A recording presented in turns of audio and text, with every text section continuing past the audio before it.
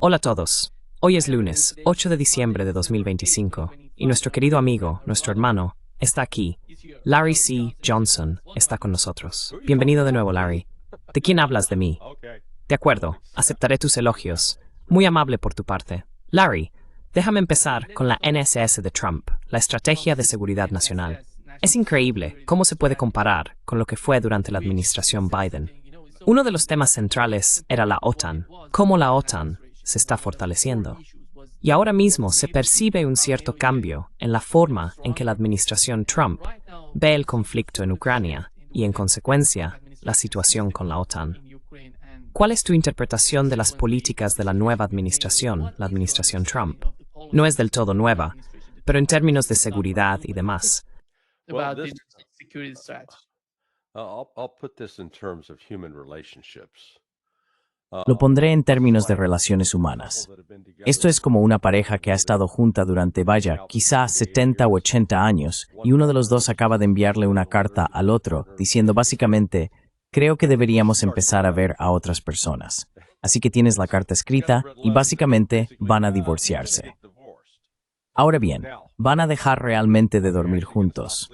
¿Van a dejar realmente de verse? ¿De verdad van a divorciarse? Lo que tenemos con la Estrategia de Seguridad Nacional es que Estados Unidos está dando, yo lo llamaría un giro de 180 grados en la forma en que aborda tanto a Rusia como a China, como amenazas, en comparación con las ediciones anteriores de la estrategia, la que publicó Biden y la que Trump presentó durante su primera administración, alrededor de 2022 o 2023. Trump put out in his first administration.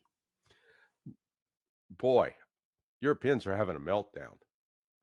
Vaya, los europeos están teniendo un colapso. Pensábamos que éramos amigos para siempre. Pensábamos que éramos vuestro número uno. Y ya sabes, vuelvo a insistir en el hecho de que lo han puesto por escrito. Pero una cosa es escribirlo y otra muy distinta decirlo. ¿Qué vamos a hacer? Parece que la administración Trump es sincera en lo que respecta a la guerra en Ucrania. Si has estado atento en los últimos días, ha habido comentarios tanto de J.D. Vance como de Don Trump Jr. Vaya, estaba poniendo a Zelensky como un árbol de Navidad, como el encendido del árbol de Navidad que hacen en Nueva York, a todo fuego. Eso no augura nada bueno. That doesn't augur well. You're talking about Estás hablando de Doha, de lo que él dijo en Doha. Yeah, right, exactly. So, Exacto, this, justo. I always Así que ya sabes, siempre lo digo en broma. Cuando dicen sí han publicado la Estrategia de Seguridad Nacional, respondemos, ¿tenemos una estrategia? No creía que ni siquiera supiéramos escribir la palabra estrategia. Así que ya sabes, el núcleo del cambio ahora es que será América primero, y vamos a controlar nuestro hemisferio. El verdadero problema con esta estrategia de seguridad nacional es que sigue basándose en suposiciones sobre un mundo que está llegando a su fin, un mundo que ya no existe y que no existirá dentro de 4 o 5 años. Ese mundo es uno en el que Estados Unidos es la potencia económica dominante y puede dictar a los demás lo que deben hacer. El papel de liderazgo de Estados Unidos se está evaporando. Y lo más interesante de todo esto es que Europa ha dominado realmente la historia durante más o menos 400 años. has really dominated history for the last 400 years. Even though, those we live in the West and Aunque vivimos en Occidente, en realidad los grandes acontecimientos de los últimos 400 años han estado dictados por Europa, ya sea la colonización de África, la subyugación de China e India por parte de Gran Bretaña, o las propias guerras de la Primera y la Segunda Guerra Mundial, esas enormes conflagraciones humanas, sacrificios humanos a una escala masiva, el poder del dólar, el auge del dólar, todo eso está llegando a su fin, va a cambiar. Y es un cambio equivalente a un terremoto de gran magnitud. Lo sacude todo. Así que, en mi opinión, la Estrategia de Seguridad Nacional es un paso en la dirección correcta para reconocer que sí, el mundo está cambiando, pero aún hay negación. Todavía no han aceptado plenamente el hecho de que nuestra posición central en el mundo se está desvaneciendo. our central position in the world is slipping away. Recuerdo uno de los puntos principales de la estrategia de seguridad nacional de la administración Biden en aquel entonces. Hablaban de autocracia y democracia. Ellos son la autocracia, nosotros somos la democracia, y tenemos que derrotarlos. Sí. ¿Crees que eso sigue siendo el núcleo duro o sigue siendo la base de lo que está ocurriendo en Estados Unidos? La ideología. Por cierto, Larry, veo menos ideología en la administración Trump. Más bien, ya sabes, entienden cómo está cambiando el mundo en términos de economía, poder, producción, energía, todo eso. Pero no hemos visto tanto de eso en la administración Biden. Ellos se centraron principalmente en la ideología de Estados Unidos, que era la democracia frente a la autocracia, lo cual es prácticamente lo mismo que está ocurriendo ahora en la mente de los europeos. Bueno,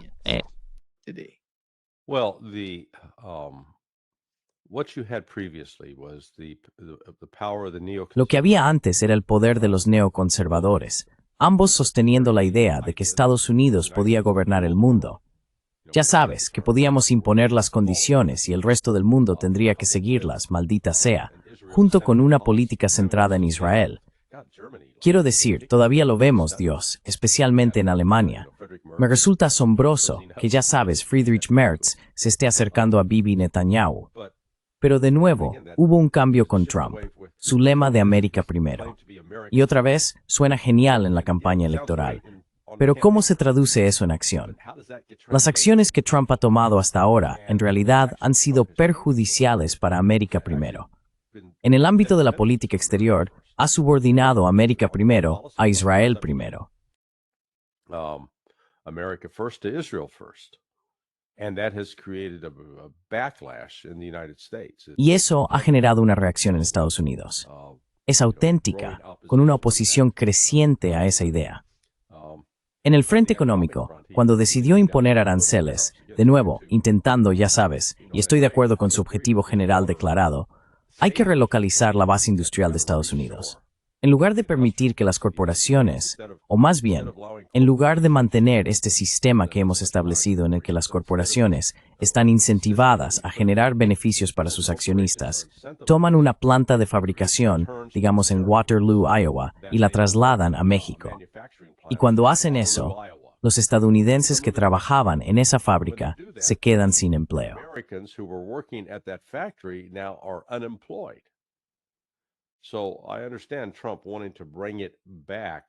Así que entiendo que Trump quiera traerlo de vuelta a Estados Unidos para que no tengamos que depender más de China o de Rusia o de Japón para la producción de acero. Lo hacemos nosotros mismos, de modo que hay ciertas tecnologías clave para la producción industrial que mantenemos aquí. Pero el enfoque arancelario de Trump no está produciendo necesariamente ese resultado. De hecho, está dejando al descubierto la debilidad de la economía estadounidense y los límites de nuestra influencia actual. He mencionado este anuncio comercial de los años 70. Era un anuncio de inversiones. Había una empresa llamada E.F. Hutton y trataban de construir su negocio en torno a la idea de «tráenos tu dinero y te ayudaremos a invertirlo y hacerte rico». Bring us your money and we'll help you invest it and you grow rich. Anyway, the commercial went like this. De todos modos, el anuncio era así. Había mucha gente hablando, una gran sala llena de murmullos, y luego se centraban en dos personas que mantenían una conversación. Podían ser dos hombres, dos mujeres o un hombre y una mujer. Y uno decía, bueno, F. Hutton dice, y todo el mundo dejaba de hablar y decía, ¿eh? ¿Qué? ¿Qué están? Así solía ser Estados Unidos. Ya sabes, cuando hablábamos, todos los demás dejaban de hablar. ¿Qué están diciendo? ¿Qué están haciendo esos estadounidenses? Ahora algunos países tratan a Estados Unidos como al tío loco al que invitas a cenar en las fiestas. Es como, ahí está, lo sentaremos en otra mesa, que nos deje tranquilos.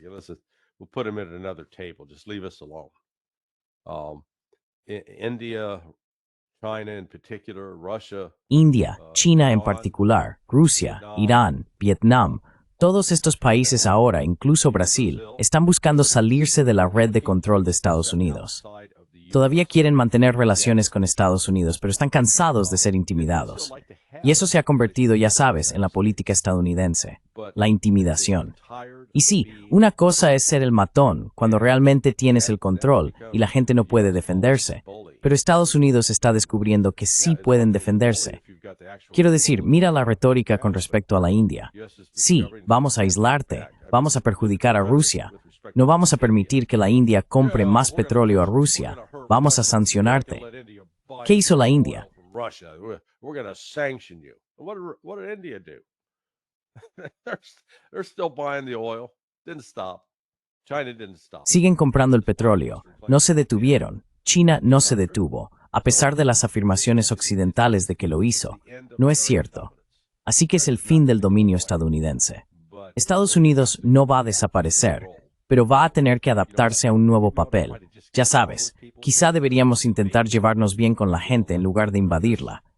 Ya sabes, como este actual teatro kabuki con Venezuela es quizá una especie de epitafio para el siglo estadounidense. El fin de la hegemonía estadounidense se demostrará con lo que está ocurriendo. Ya sabes, seguimos amenazando a Venezuela, pero es bastante problemático. Y tuvimos un anticipo de eso, una especie de sombra de lo que iba a venir con lo que pasó en el Mar Rojo.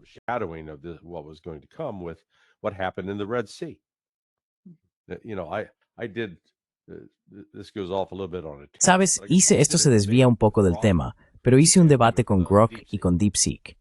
Y el debate con Grok fue realmente interesante, sobre lo que ocurrió en el Mar Rojo. Dios mío, pensarías que estabas hablando con un neoconservador loco. Y Grok decía, oh no, Estados Unidos no perdió. Vaya, les demostramos de verdad a los hutíes. Y yo respondía, espera, los hutíes cerraron todo el tráfico marítimo hacia Israel y sigue cerrado, ¿verdad? Bueno, sí, pero es como, vale, porque todo empezó cuando pregunté sobre la visión del ejército ruso. Oh, Rusia en realidad no es tan fuerte porque Estados Unidos tiene 11 portaaviones. Ah.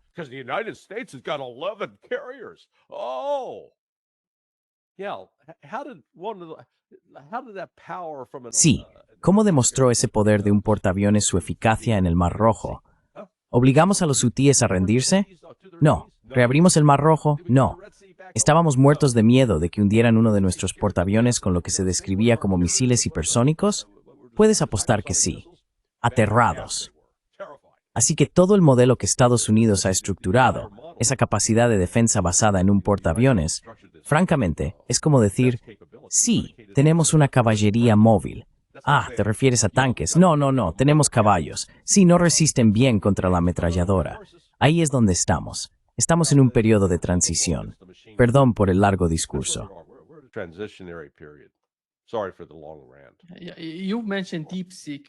Mencionaste DeepSeek, Larry.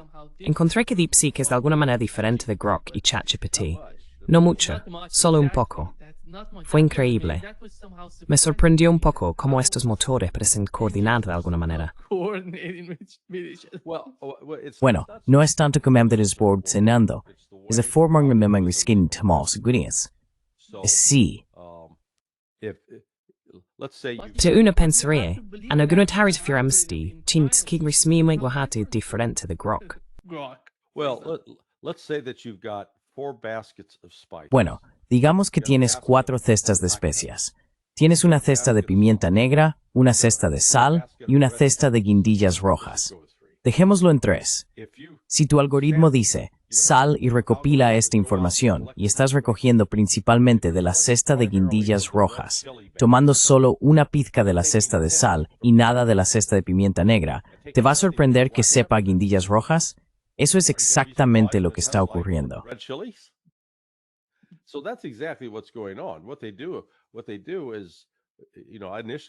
Lo que hacen es que, ya sabes, al principio yo había supuesto y esperado que esos motores salieran y fueran realmente capaces de, ya sabes, leer y procesar gracias al enorme poder que tienen. Lo que se escribe en Rusia, lo que se escribe en China, lo que se escribe en Irán, así como lo que se escribe en los medios occidentales. Y luego recopilar todo eso para tener una visión más completa. Pero eso no es lo que están haciendo. Te pondré un ejemplo. El sábado, el Financial Times publicó un artículo de propaganda sobre lo mal que está la economía rusa. Lo escribió una mujer, Nina Rebikova, creo que se llama así. Es de Letonia y es una economista reconocida. And she's a recognized economist. But boy, she's just saying some crazy stuff. Pero vaya, ella estaba diciendo unas cosas de locos. Pero eso se difunde, se publica, y luego hubo un artículo publicado por Ucrania que reflejaba lo que ella decía. Bien, así que esos dos artículos están ahí fuera. Así que si le preguntas a Grok o a DeepSeek o a cualquiera, oye, ¿cómo va la economía rusa?, van a dar con esos artículos y los van a sacar. Y como los medios occidentales no permiten narrativas competidoras, no permiten refutaciones como la que yo escribí, los motores de búsqueda y los agentes de IA no lo recogen. Así que simplemente repiten y regurgitan esa visión propagandística, distorsionando el sistema. Eso es lo que hace que la IA sea tan peligrosa. Se convierte en otro megáfono para repetir la propaganda occidental.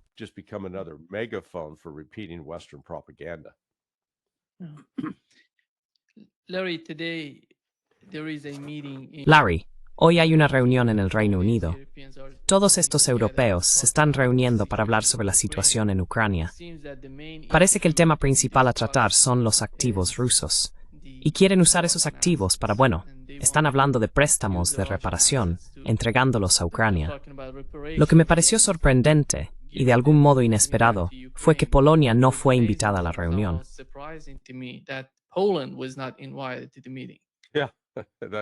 Sí, es decir, quiero básicamente, son Alemania, Francia, el Reino Unido y Zelensky.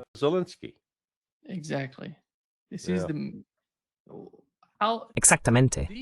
¿Crees que Europa entiende realmente que la administración Trump se está alejando de Ucrania? Porque si miras lo que dijo su hijo en Doha, mencionó que Donald Trump ya no está interesado en Ucrania. Estados Unidos se centra en una estrategia de seguridad internacional y están hablando de poner toda la carga sobre los hombros de los europeos si quieren continuar la guerra. Sí. ¿Cuál es el objetivo principal de los europeos hoy en día? ¿Continuar el conflicto o ayudar a dar forma al futuro de Ucrania? Quizás cooperar con los rusos, alguna posibilidad de cooperación entre ambas partes. ¿Son capaces de dar un paso atrás o de alguna manera ceder y trabajar con Rusia para ayudar a Ucrania?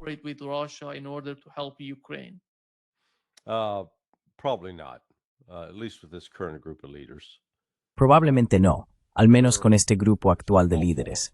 Están, digamos, los cuatro: Zelensky, Merz, Starmer, Macron. Han caído en un pozo profundo. El pozo está seco en el fondo, y ellos miran hacia arriba, intentando averiguar cómo demonios salimos de aquí. Y realmente no hay salida.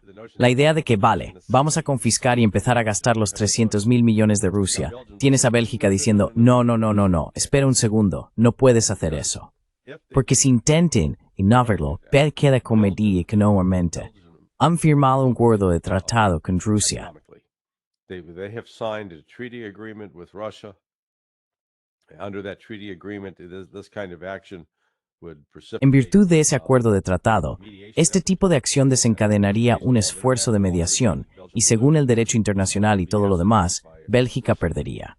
Entonces Rusia confiscaría activos en respuesta.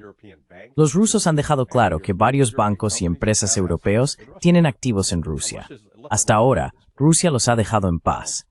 Pero también han dejado claro que si Europa sigue este camino, sería como desencadenar un ataque nuclear. Rusia contraatacará con todo. Lo fascinante, y algo que he aprendido en los últimos días, es que durante la Segunda Guerra Mundial, la Alemania nazi tenía activos en Bélgica bajo un acuerdo similar.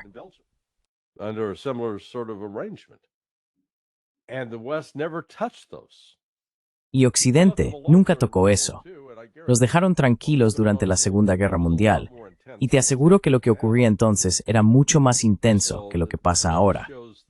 Así que esto demuestra que forma parte de una reacción de pánico. A pesar de todo el discurso optimista de, Ucrania está ganando, Rusia está perdiendo, la economía rusa se está derrumbando, todas esas tonterías, en el fondo saben que están en problemas y están intentando averiguar cómo escapar. Y ya sabes, es como si el Titanic se estuviera hundiendo y fuera hora de dirigirse a los botes salvavidas. Pero no hay suficientes botes. But there aren't enough lifeboats.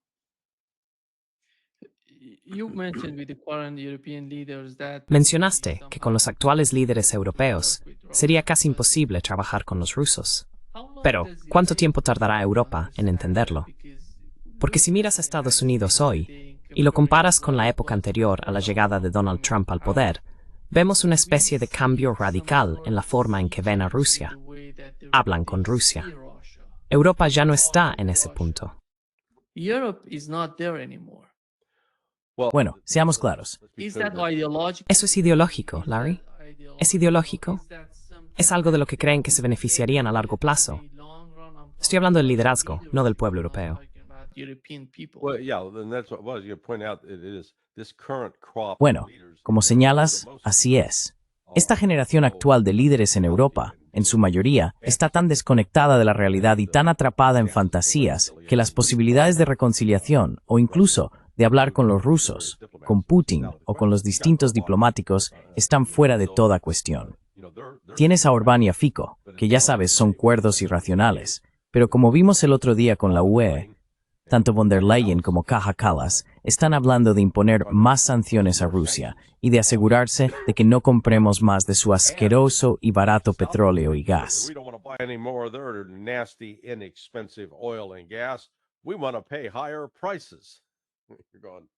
¿Queremos pagar precios más altos? Dirías, estáis locos. Quiero decir, de verdad, es estar completamente desconectado de la realidad, y ahí es donde están. Así que va a tener que producirse un cambio político en el lado europeo. Creo que, como insinuabas, hay una mayoría de europeos que no quieren ir a la guerra con Rusia. Eso sería una locura. Así que lo que estamos viendo es un caos económico y político continuo en Europa.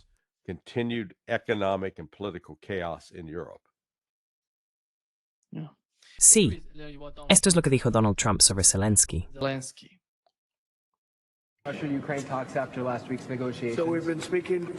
Hemos estado hablando con el presidente Putin y también con los líderes ucranianos, incluido el presidente Zelensky. Tengo que decir que estoy un poco decepcionado de que el presidente Zelensky aún no haya leído la propuesta. Eso era hace unas horas. A su gente le encanta y a Rusia le parece bien. Rusia, ya sabes. Rusia, supongo, preferiría tener todo el país si lo piensas, pero creo que a Rusia le parece bien.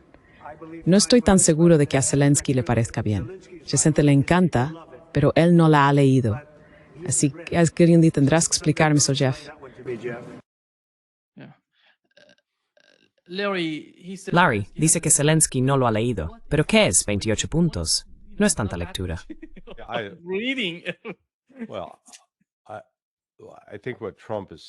Bueno, creo que lo que Trump está señalando ahí, la forma en que va a plantearlo, es que el acuerdo que Rusia aceptará consiste en que ellos son los gobernantes legítimos de Crimea, Zaporilla, Gerson, Donetsk y Lugansk.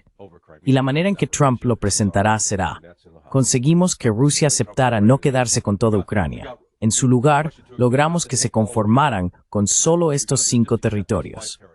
Ahora bien, creo que así intentará venderlo. Y Ucrania, por su parte, no aceptará eso, pero Ucrania no va a tener voz en la decisión. Es como si organizaras una cena tipo buffet. Se supone que todos deben traer algo para comer. Ucrania no solo no trae nada, sino que no tiene nada, y tampoco tiene dinero para comprar algo que llevar. Van a quedarse fuera. Están perdiendo militarmente y la economía está hecha un desastre.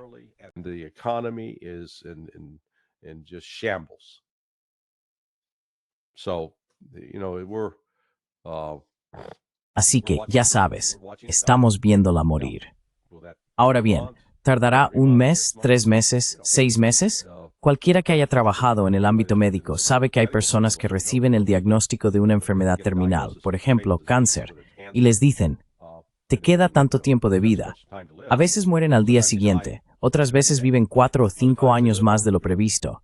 ¿Quién lo sabe? Pero tienen la enfermedad y la muerte es segura. Y eso es lo que es seguro respecto a Ucrania. No hay absolutamente ninguna manera de que Ucrania sobreviva. O, dicho de otro modo, cuánto de Ucrania, como entidad política y económica, sobreviva, depende de si finalmente entra en razón e intenta negociar con Rusia. Finally comes to its senses and tries and negotiates with Russia on Russia's terms. Russia, people say, "What? En los términos de Rusia. Ya sabes, la gente dice, bueno, así no funcionan las negociaciones. Cada parte tiene que tener voz. No, no cuando estás machacando al otro bando, que es exactamente lo que está ocurriendo. La velocidad del avance ruso durante la última semana ha sorprendido realmente a muchos en Occidente, lo que de nuevo explica por qué estamos empezando a ver esta repentina avalancha de propaganda. Ahora se están centrando en historias sobre lo mal que va la economía rusa. La razón por la que difunden esas historias es para decir, ¿ves? Si esperamos un poco más, se van a derrumbar y ganaremos. Así que aguantad. Pero lo único que estáis haciendo ahora es invertir más dinero en una causa perdida.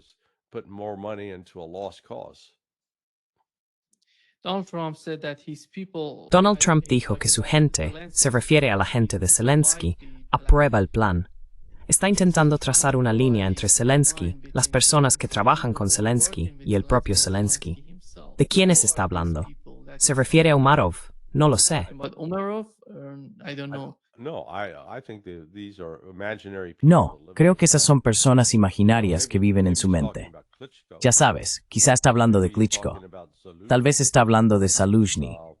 Las alternativas, no. Lo que creo que está ocurriendo, en parte, es que la comunidad de inteligencia de Estados Unidos está trabajando entre bastidores para intentar averiguar, de acuerdo, quién es el próximo ucraniano aceptable que podemos poner en el cargo. ¿Recuerdas la llamada telefónica que fue interceptada entre Victoria Nuland y Jeffrey Pyatt, el embajador estadounidense en Ucrania? Ya sabes, estaban allí decidiendo, ¿qué tal este tipo? No, es un idiota, no, es un tonto. Oh, queremos a este podemos manipularlo todo lo que queramos. Eso es lo que está ocurriendo entre bastidores. Hay mucha marcha. Sí, te garantizo que eso es lo que está ocurriendo entre bastidores ahora mismo. Así que, cuando Trump dice, oh sí, a los otros les gusta, se refiere a esos otros con los que están hablando. Pero no creo que ninguna de esas personas forme parte del círculo íntimo de Zelensky. Aunque podrías encontrar a alguien que solía estar en ese círculo, alguien que realmente quiere salvar su propio pellejo y busca llegar a un acuerdo con Occidente para poder sobrevivir y conservar todo el dinero que ha robado en el proceso.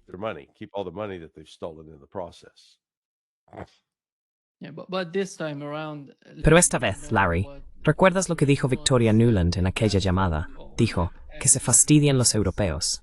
Pero hoy no es así. Los europeos tienen mucha más influencia en Ucrania, más que los propios Estados Unidos. ¿Qué quieres decir con que tienen más influencia? Porque me parece que concretamente Alemania, el Reino Unido y Francia tienen mucho. Ya sabes, mira sus fuerzas en Odessa, por ejemplo. La información que reciben de los ucranianos, lo conectados que están con la administración de Zelensky. No se ve ese tipo de conexión entre la administración de Trump y la administración de Zelensky.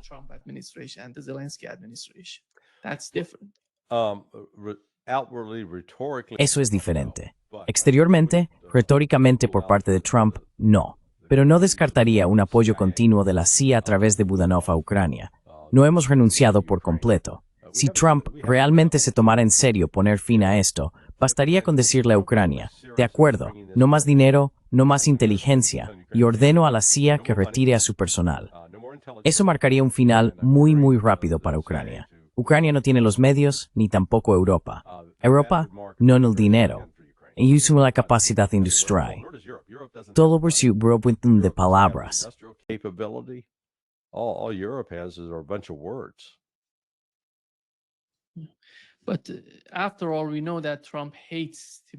Pero, después de todo, sabemos que a Trump le horroriza estar del lado perdedor.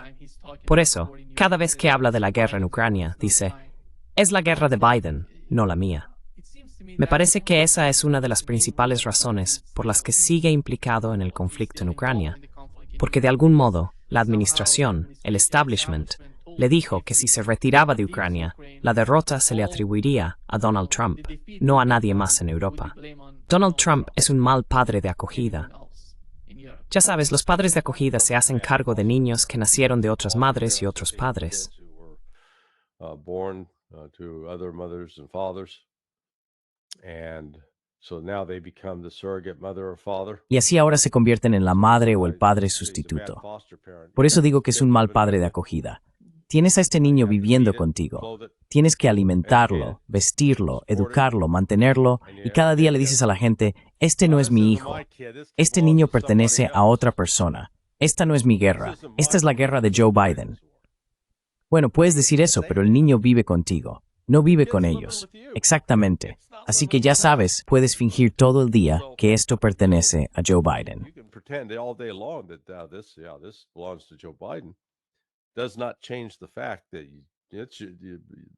Eso no cambia el hecho de que este bebé vive contigo ahora y es tuyo.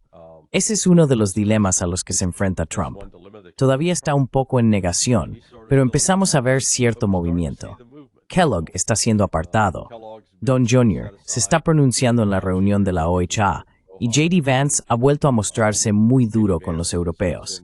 Así que creo que el equipo de Trump está empezando a reposicionarse. Y una de las cosas que puede estar impulsando eso es que están mirando las encuestas y se están dando cuenta de que la estrategia actual de Trump le está perjudicando. they recognize that Trump's current strategy is hurting him, not helping him. No les está ayudando. Esto es lo que dijo Don Yu en Doha, Larry.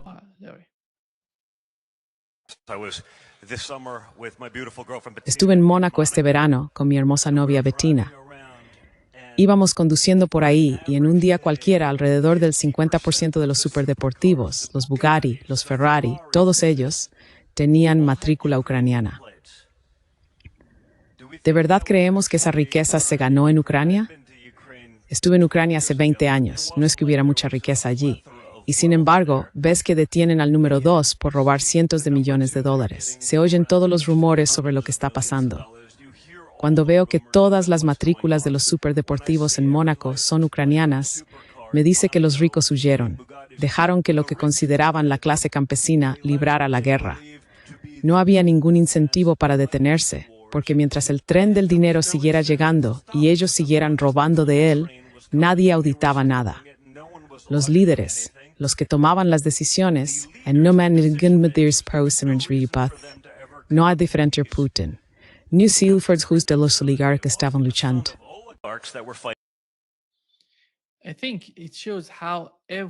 Creo que muestra cómo es cada guerra, Larry. Toda guerra es corrupta.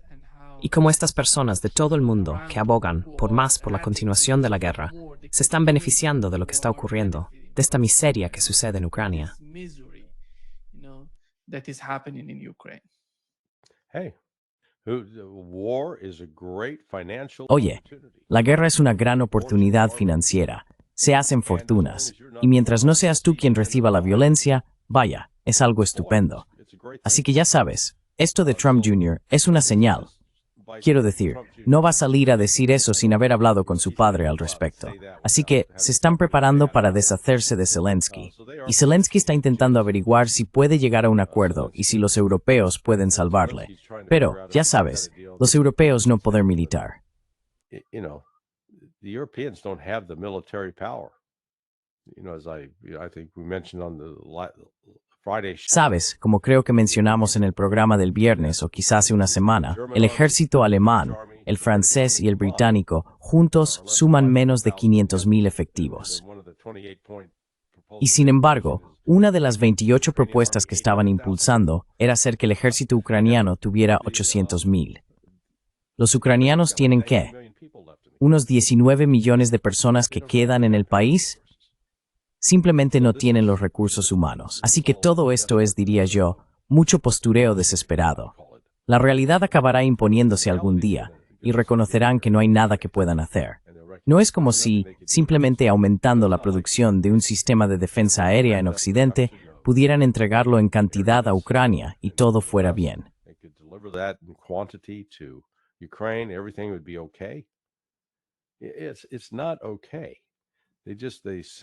No está bien. Simplemente se niegan a aceptar el hecho de que Rusia ha movilizado ya a más de 1,5 millones de hombres.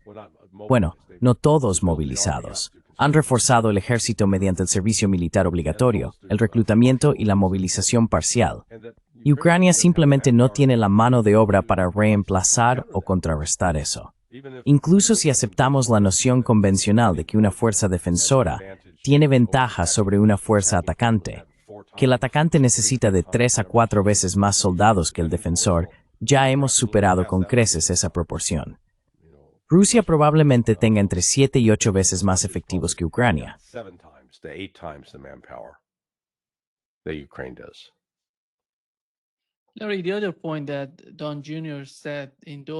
Larry, el otro punto que mencionó Don Jr. en Doha fue que Ucrania ni siquiera está entre las 10 principales prioridades del pueblo estadounidense.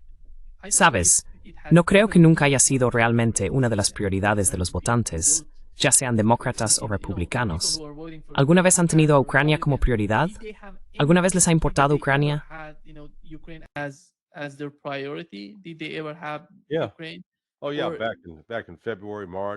Oh sí, allá por febrero, marzo, abril de 2022 al principio, claro. Quiero decir, la gente tenía banderas ucranianas en sus jardines.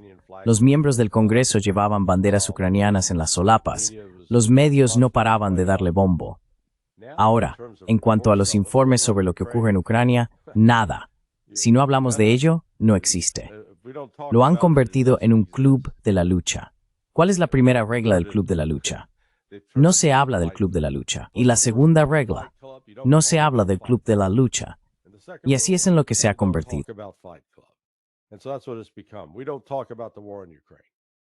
No hablamos de la guerra en Ucrania. En su lugar, hablamos de la corrupción. Y ese cambio en la narrativa me dice que la administración Trump está intentando encontrar una vía de escape. Al cargar la responsabilidad sobre los europeos, simplemente dicen, oye, este es un conflicto europeo. ¿Por qué deberíamos estar en medio de él? Les ayudaremos, les venderemos las armas que quieran. De nuevo, volvemos, ganamos dinero.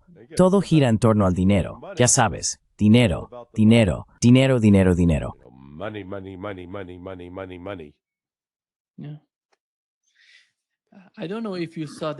Sí, no sé si viste el panel en Doha. Tenían a Trita Parsi junto con Javad Zarif, el ex ministro de Asuntos Exteriores y ex vicepresidente de Irán, y una mujer europea, no recuerdo su nombre, pero ella dijo que la primera prioridad para Europa hoy es Ucrania. Y están muy decepcionados con la posición de Estados Unidos respecto a Ucrania. ¿Quién pone a Ucrania en primer lugar? ¿Por qué es la máxima prioridad para Europa? ¿Cómo se convirtió el conflicto en Ucrania en una prioridad para ellos? Si continúan con el conflicto, eso va a fortalecer su posición o la va a debilitar. ¿Tiene algo que ver con la economía europea? ¿Tiene algo que ver con el poder militar de Europa? ¿Cómo llegó a ser la prioridad de Europa? How it became the priority of Europe. It's completely irrational. Es completamente irracional. Bueno, quiero decir, todo se remonta a esto. El plan de Occidente era utilizar Ucrania como una especie de trampolín, una plataforma desde la que se pudiera impulsarse para acabar con Rusia.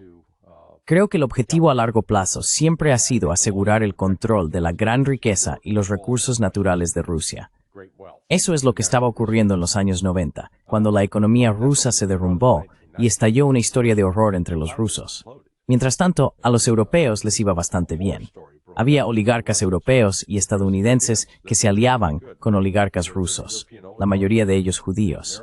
Quiero decir, seamos claros con esto. Se entra en toda esa tontería sionista, pero eso desempeñó un papel evidente. Y luego, cuando Putin asumió poder, básicamente ha resuelto el cargo de primer ministro de 1999, el 9 de agosto, etc. precisos. August of 1999, August 9th to be precise. And then in December they say, you're president as well. Y luego en diciembre dijeron, también eres presidente. Así comenzó la era Putin. Así que, desde el 1 de enero de 2000, ese fue el inicio de la era Putin. Y creo que fue en julio de 2001, cuando Putin finalmente tuvo aquella reunión con todos los oligarcas rusos, y básicamente les dijo, oye, vais a dejar de violar nuestro país y vais a dejar de entregarlo a esos extranjeros. Ese fue el comienzo de las tensiones y fricciones sobre la economía y el dinero con los ricos europeos. Y eso también marcó un giro significativo en la economía rusa. Fue el inicio del proceso de reconstrucción. Hablé con Matt Taibbi el otro día, porque él vivía en Rusia en aquella época, y me contaba cómo caminaba por la calle Tverskaya en Moscú, ya sabes, Tverskaya Ulitsa. Street in Moscow, the Tverskaya Ulitsa. There'd be bodies laying out on the street, dead. Había cuerpos tirados en la calle, muertos, ya sabes, simplemente cuerpos muertos, y no eran solo personas sin hogar durmiendo. Así que todo el enfoque de Rusia ha sido defenderse de este intento europeo de explotarla. Y los europeos aún no han asumido eso. Siguen pensando que tienen una oportunidad de arrebatarle el control de Rusia a Vladimir Putin y básicamente poner a la élite europea al mando. No va a pasar. Anoche publiqué en mi sitio, Sonar 21, por esta idea de que todavía parecen creer que tienen una oportunidad de derrotar a Rusia. Usé ese fragmento de la película, Dos tontos muy tontos, donde ese personaje idiota interpretado por Jim Carrey habla con una mujer preciosa y le dice, básicamente, ¿cuáles son mis posibilidades de tener una relación? Y la mujer responde, no son buenas.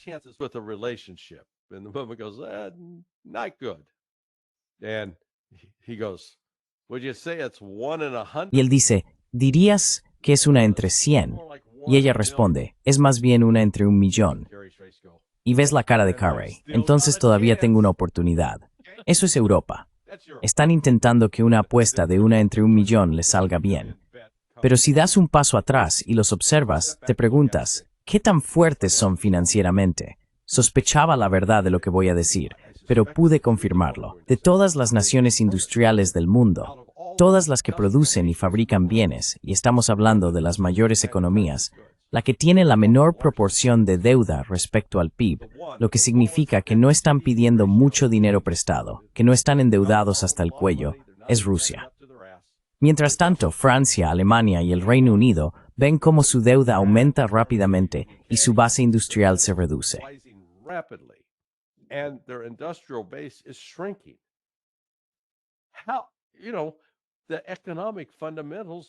Los fundamentos económicos están completamente desajustados. Sin embargo, se pasan todo el tiempo hablando de lo mal que está la economía en Rusia. Y la economía rusa va bien. Sí, bueno, este año solo está creciendo un 0,6% según los expertos occidentales. Sí, ¿y por qué es eso? La razón es la inflación que se desencadenó cuando Rusia aumentó su producción bélica. La economía creció alrededor de un 4,7% el año pasado. Elvira Nabiullina, la banquera central, con el permiso o el apoyo de Putin, subió drásticamente los tipos de interés para intentar enfriar la economía rusa. Y lo fascinante de esto es que la gente gritaba, «Oh, esto está perjudicando a la economía». Y así fue. Redujo la tasa de crecimiento, la ralentizó deliberadamente.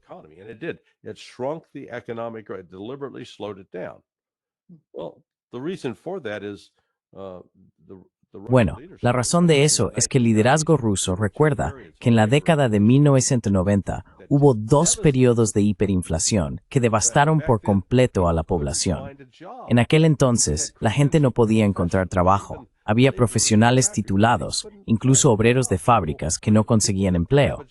Las personas que sí tenían un trabajo seguían yendo, pero no cobraban. Y estamos hablando de maestros, personal militar, funcionarios del gobierno. Al menos tenían un empleo, algo a lo que acudir, con la promesa de que quizá algún día les pagarían. Pues bien, esa no es la Rusia de hoy en absoluto. De hecho, hay una mujer bastante excéntrica que fue entrevistada, la economista letona Elina, la que mencioné antes.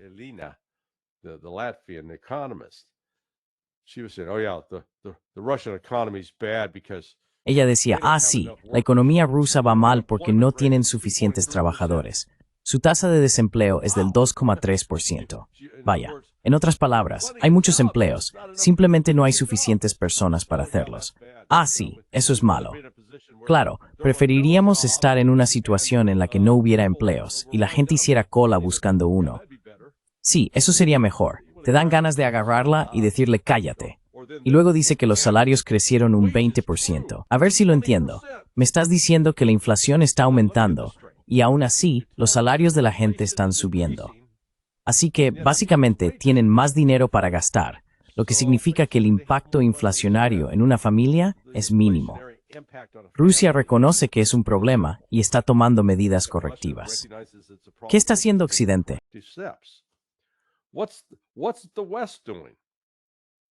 Yeah, our economies are dependent Sí, on nuestras economías dependen del petróleo y el gas baratos.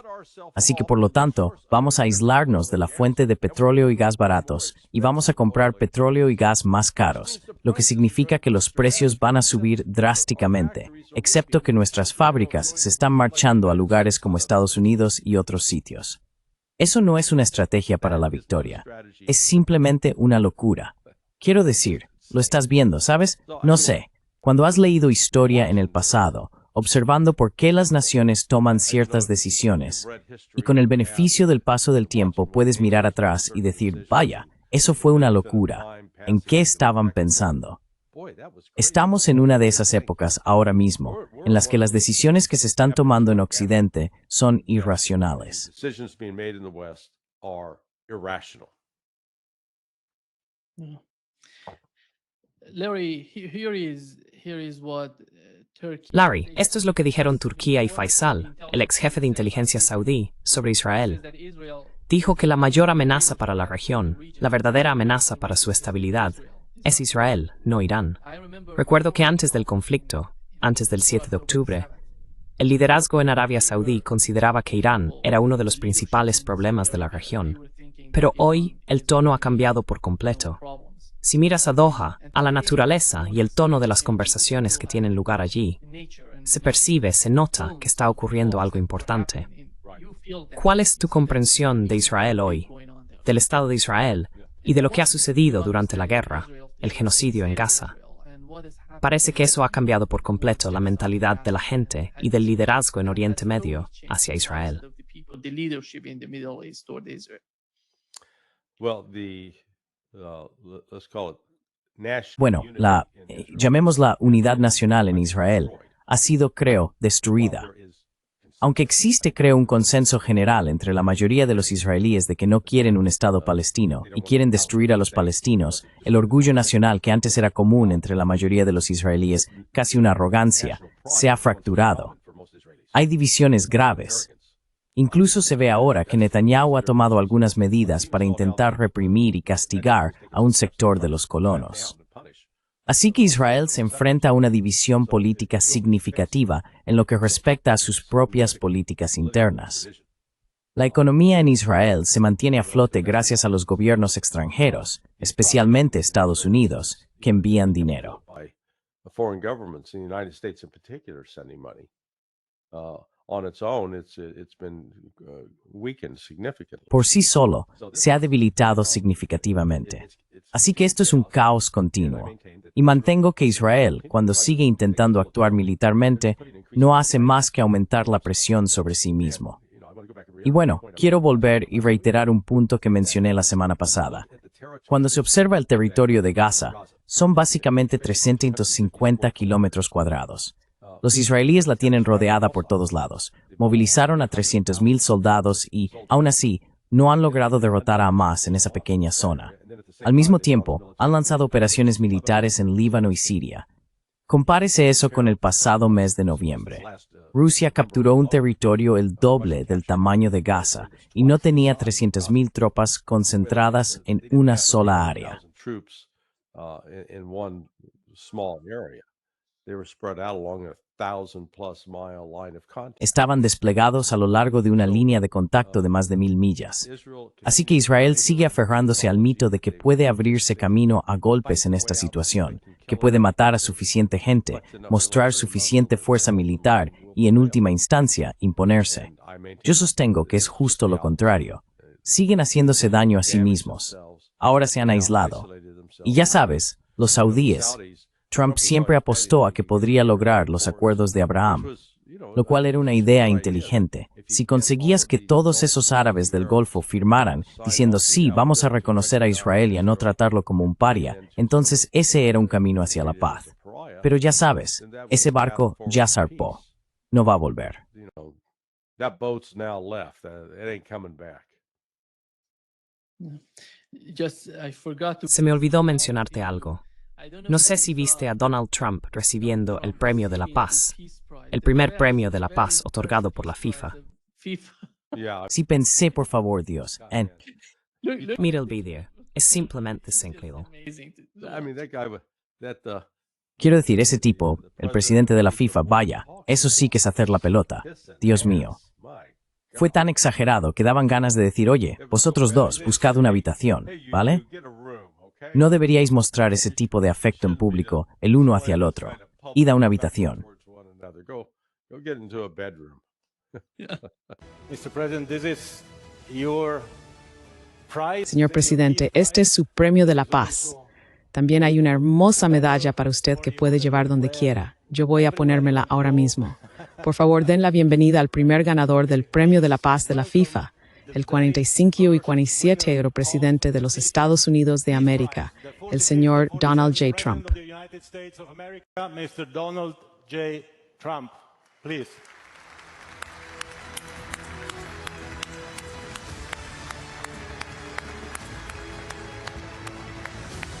Thank you very much. This is truly one of the great honors Muchas of my gracias. life. Este es realmente uno de los mayores honores de mi vida. Y más allá de los premios, John y yo hablábamos de esto. Salvamos millones y millones de vidas. El Congo es un ejemplo. Más de 10 millones de personas asesinadas. Y se encaminaba hacia otros 10 millones muy rápidamente. Y simplemente, ya sabes, el hecho de que pudiéramos hacer eso, India, Pakistán, tantas guerras diferentes que pudimos terminar, en algunos casos un poco antes de que empezaran, justo antes de que empezaran. A little bit before they started, just right before they. Larry. Yeah, let me put an image in every. Sí, dejadme poner una imagen en la mente de todos que les hará querer lavarse el cerebro. Así que, Donald Trump está desnudo en la ducha, llevando su premio de la paz, ¿vale? Simplemente, Dios Todopoderoso, esto es tan extraño. Pero ya sabes, el nivel de inseguridad que muestra es bastante notable. Y ahí está el señor Roberts. And there he is, Mr. Roberts. Y hola Larry, ¿cómo te va? Bienvenido, Paul. Gracias. Thank you. Paul, did you see that Paul, ¿has visto eso? they have La FIFA ha inventado un nuevo premio. Lo llaman el Premio de la Paz. Y se lo han dado a Donald Trump. Es increíble. Sí, estábamos viendo eso. Paul, antes de ese clip, estábamos hablando de cómo, ya sabes, la última vez que hablamos dijiste que Israel está ganando en Oriente Medio. Tu opinión era que Israel ha debilitado el eje de resistencia y que está ganando. Mirando a Doha, lo que ha pasado allí. Y tuvimos al ex jefe de inteligencia saudí diciendo que Israel es la mayor amenaza para Oriente. saying that Israel is the biggest threat to the Middle East. And Y me alegra que por fin se hayan dado cuenta de eso. That. yeah. Do you Sí. think ¿Crees, Paul, después de todo, que todavía es Israel ganando? Israel winning? Look, I'm not an expert on all of that. Mira, no soy un experto en todo eso. No necesitaba saberlo todo porque durante una década o más estuve en el Centro de Estudios Estratégicos Internacionales y mis colegas eran Henry Kissinger, Zbigniew Brzezinski, James R. Schlesinger y el almirante Maurer. Así que tenía mi propia IA antes de que existiera la IA. Me interesaban principalmente los temas económicos, la deslocalización, la pérdida de empleos, la destrucción del empleo de clase media, el colapso de la movilidad ascendente, la erosión de la base impositiva en ciudades y regímenes democráticos sobrecargados. Así que me centraba en eso. Si necesitaba saber algo más, consultaba lo que mis colegas tenían que decir, porque suponía que sabían más que yo y que llevaban años y años formando parte de todo esto. Y Schlesinger había sido uno de mis antiguos profesores.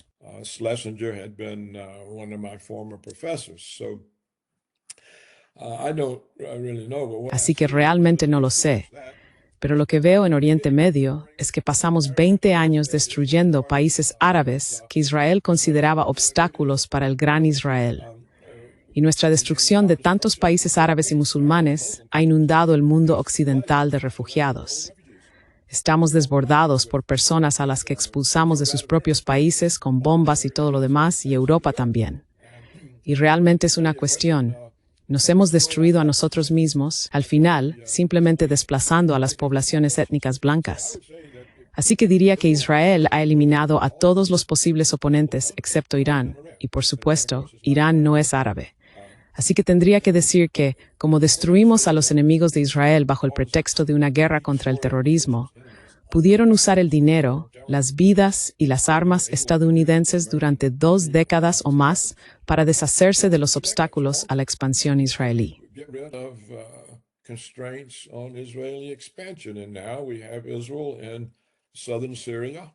Y ahora tenemos a Israel en el sur de Siria. Dicen que están allí para quedarse. Tenemos a Israel en el Líbano. Hezbollah se ha visto muy debilitado porque Siria se ha perdido. Y el flujo de armas hacia Hezbollah debe ser restringido junto con el dinero. Así que diría que no sé qué se interpone en el camino de Israel. Nadie ha hecho nada respecto a lo que están haciendo en Gaza. Todos tienen miedo de oponerse a ellos. Es difícil imaginar que muchos países se salgan con la suya como lo hace Israel. Mientras eso siga ocurriendo, ¿cuál es su límite? ¿Quién los limita? Nadie. Los rusos no. Putin no. Nadie los limita. No queda ningún árabe que yo sepa. Nobody constrains them. There are no Arabs left that I know of.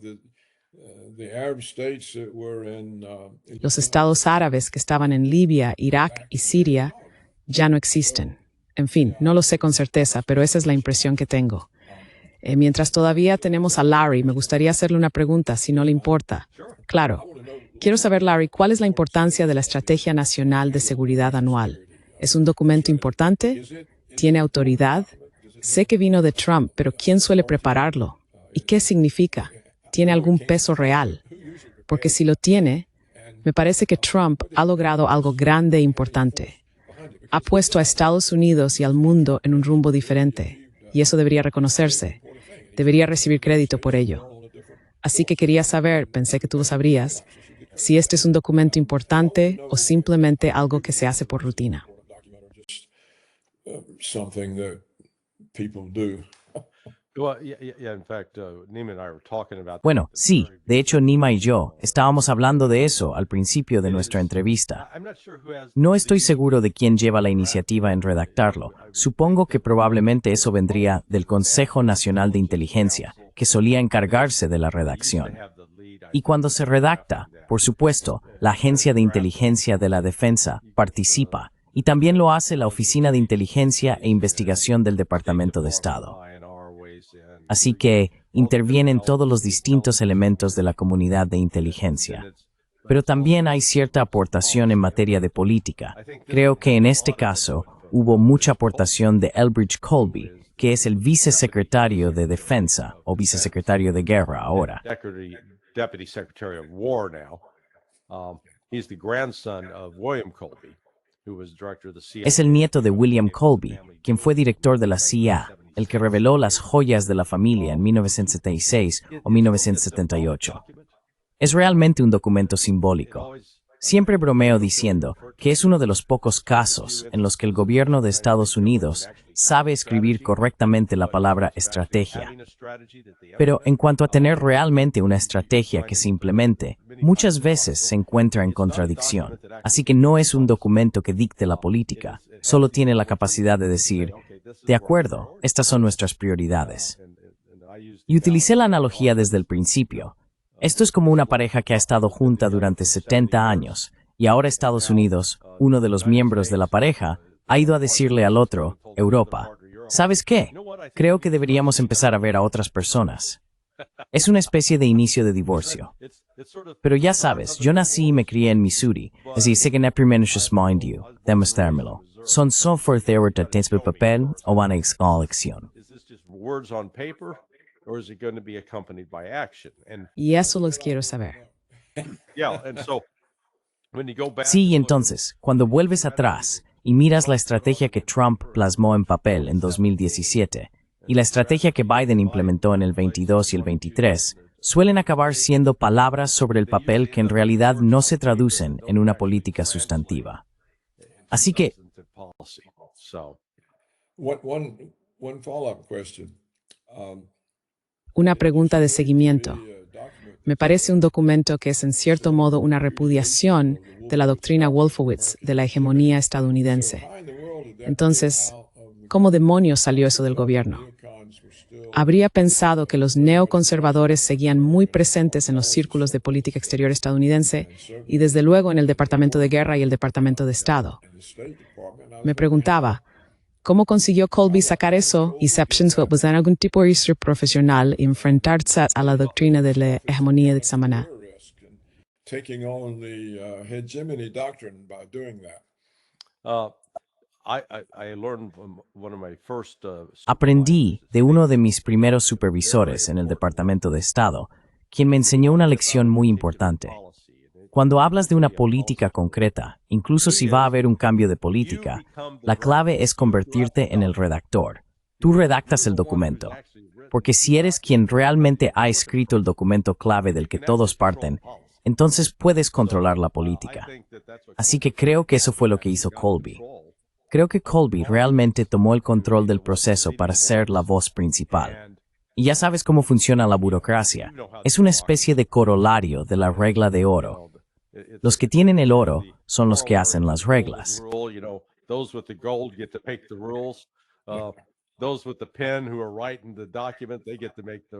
Los que tienen la pluma, los que escriben el documento, también son los que establecen las reglas. Ahora bien, tienes toda la razón en que la nueva estrategia expuesta en este documento es, oh, Dios mío, nos estamos divorciando de Europa. Y la comunidad neoconservadora está indignada. Los europeos están teniendo un colapso. Pero ya sabes, veamos qué hacen realmente. ¿Habrá contenido real detrás de esto? ¿O resultará ser simplemente otro documento gubernamental con grandes florituras retóricas? Eso es lo que quería saber, sí. Con eso me retiro y os dejo continuar la conversación. Espera un momento. Wait a minute. It does seem, though, that Sin embargo, me parece alentador ahora para las negociaciones entre Putin y Trump, porque él dice que estamos abandonando esta doctrina de hegemonía y que queremos reconciliar a Rusia con Occidente. Así que esto parece implicar esperanza para estas negociaciones por primera vez. ¿Estás de acuerdo con eso? for the first time. Yeah. You agree with that? I mean, Yeah. Well, Russia's successes on the Sí, battlefield bueno, are bringing this los éxitos de Rusia en el campo de batalla están provocando esto. Y al menos la gente de Trump ahora reconoce que vale, se acabó la fiesta, tenemos que posicionarnos. Sí, por eso viste a Don Jr. en Doha. Sacó el palo y estuvo golpeando a Zelensky por todos lados, aunque Zelensky no estuviera allí en persona. No hay duda de que el equipo de Trump ya no considera a Volodymyr Zelensky un socio con el que valga la pena mantenerse. Así que bueno, que tengáis una buena conversación. So, hey, well, you guys have a great conversation. Thank you. Thank All you, right. Larry. See you. Bye-bye. Bye-bye. Goodbye. Gracias, gracias Larry. Nos vemos. Adiós. ¿Qué tal, Paul? Genial. Paul, ¿qué crees que es importante en este nuevo documento, esta estrategia de seguridad nacional? ¿Recuerdas que durante la administración Biden hablaban de autocracias y democracias? Y ahora mismo, el tono, como has mencionado, ha cambiado por completo. ¿Cómo va a ser eso útil si realmente deciden aplicar lo que están planteando en este documento?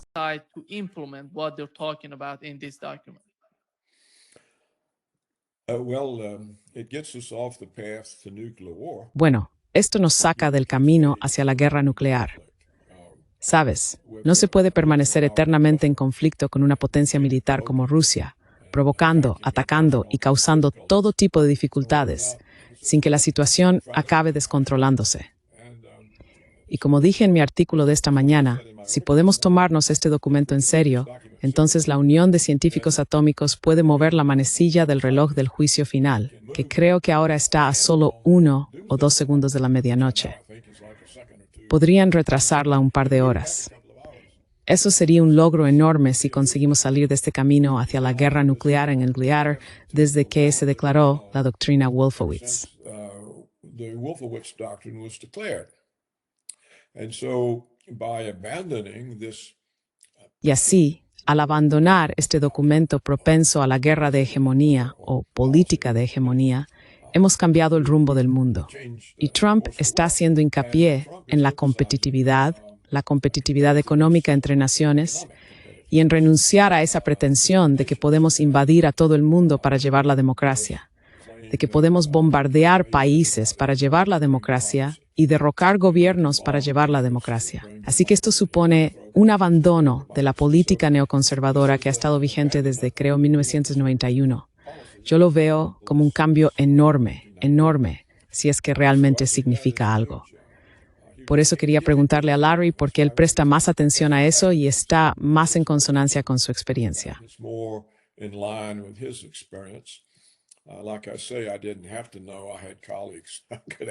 Como dije, no tenía que saberlo.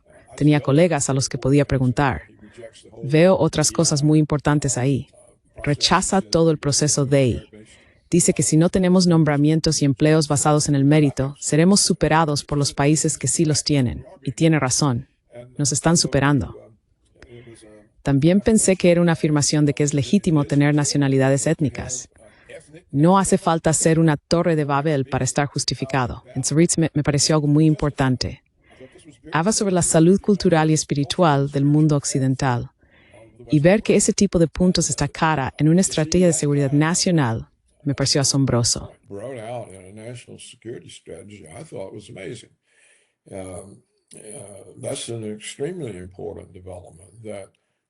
Ese es un desarrollo extremadamente importante. No tenemos que ser una especie de torre de Babel multicultural para ser justificables. El nacionalismo es justificable. De hecho, es la única manera de tener un país, porque la Torre de Babel no es un país. No hay intereses comunes, ni forma de tener siquiera una ley común. Lo vemos en países donde la población ha cambiado drásticamente. Ahora grandes números de musulmanes están imponiendo la ley Sharia, y vemos que se aceptan tribunales que dictan sentencias basadas en ella, aunque no sea la ley del país. Así que cuando el documento habla de que la civilización europea está siendo borrada, eso es exactamente lo que está ocurriendo.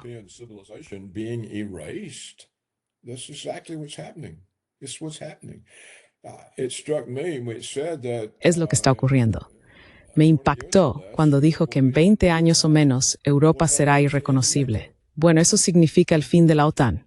¿Cómo puedes tener la OTAN cuando no tienes una nación, cuando no tienes una unidad de naciones? Lo que tienes es una colección de torres de Babel multiculturales. Eso no son países. Así que si este proceso continúa, con los estadounidenses entrando, bombardeando países, empujando a toda la gente hacia Estados Unidos y hacia Europa, esos países, todos esos países, simplemente desaparecerán. No habrá ningún mundo occidental. No habrá Estados Unidos. Quiero decir, solo hay que ver toda la publicidad que está saliendo ahora sobre los somalíes en Minnesota.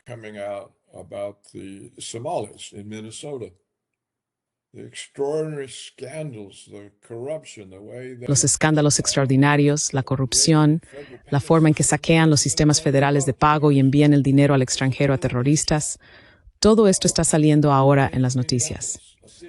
Minneapolis, una sola ciudad. El régimen de Biden ubicó allí a 80,000 somalíes, tomando el control, básicamente. Que esto haya pasado desapercibido durante tanto tiempo y que nadie se atreva a mencionarlo porque te llamarán racista o algo parecido, o nacionalista, que hoy en día significa nazi. Si crees en un gobierno nacional, eso significa que eres un nazi. Así es como han retorcido los términos. Pues bien, este documento de seguridad nacional aborda estos problemas de una manera realista y los reconoce.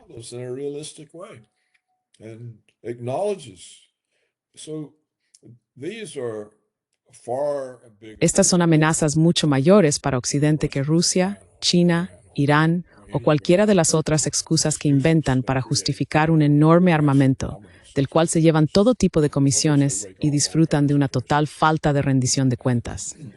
Cada vez que te enfrentas a una amenaza, puedes ocultar toda la información simplemente diciendo seguridad nacional. No tienes que publicar nada. Y el sistema simplemente no quiere renunciar a esta protección extraordinaria. Pero si no tienes una amenaza y estás actuando de forma ilegal o ineficaz, es difícil decir, oh, esto es un asunto de seguridad nacional. Pero, ¿qué es lo nacional? ¿Quién es la amenaza? Así que eliminar las amenazas no resulta conveniente para las fuerzas poderosas e institucionalizadas que han utilizado esto durante tantas décadas. Esa es mi opinión al respecto.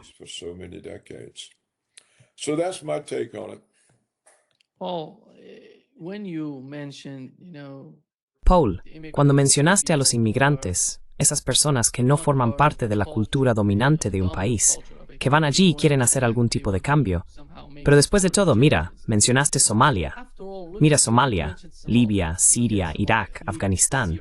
Esos países fueron destruidos, saqueados. ¿Sabes? En Siria, antes de la caída de Assad, ¿quién estaba robando el petróleo de Siria y enviándolo a dónde?